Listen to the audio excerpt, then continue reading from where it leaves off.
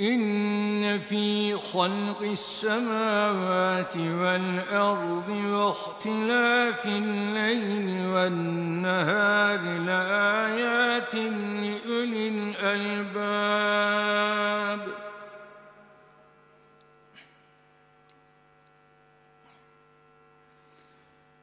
الذين يذكرون الله قياما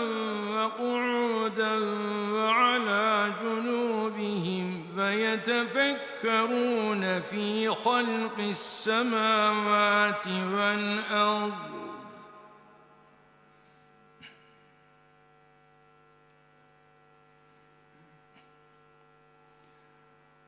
ربنا ما خلقت هذا باطلا